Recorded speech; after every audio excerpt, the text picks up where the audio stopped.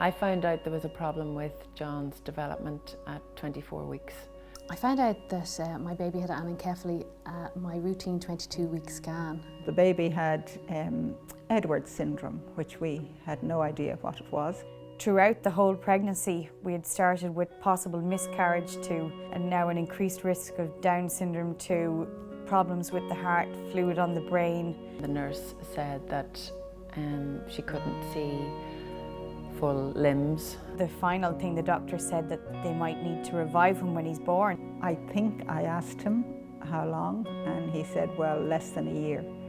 It's devastating when you hear there's something wrong with your little baby.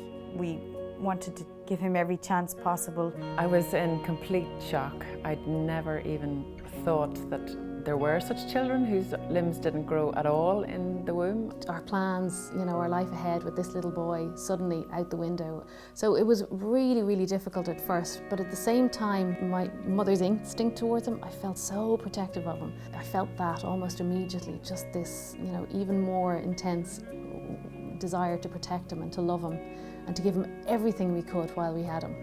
So we got the little video of him in the womb moving, and we found out that he was a boy, of course, around the 20 weeks.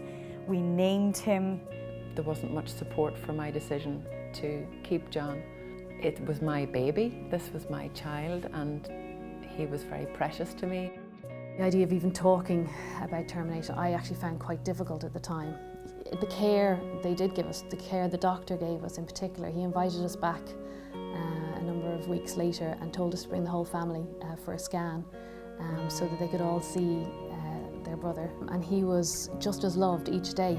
The doctor assured us he experienced no pain. She did smile once, and it was when I spoke to her in the cot.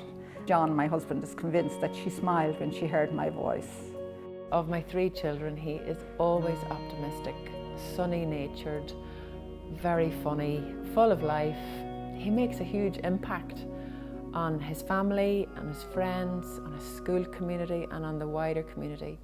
He's involved in loads of things. He's an altar server in the church, and he does trampolining, he does somersaults and backflips and front flips, and he can swim 40 length of the pool, no problem. He lived for 17 minutes, but both myself and my husband got to hold him, tell him we loved him, and we got to do all the things we'd done with our other children. That time in our family was one of the most precious times of experiencing family that I ever remember. I wouldn't swap that for any of the pain of losing him. We take these sorts of things out on his birthday, and we remember just how loved he was in his short time. He might have only lived for a few minutes, but he was very loved. He had a lifetime's worth of love in those few minutes and in the time that we carried him. The experience that we had of having her at home, being part of the family, was a really positive one.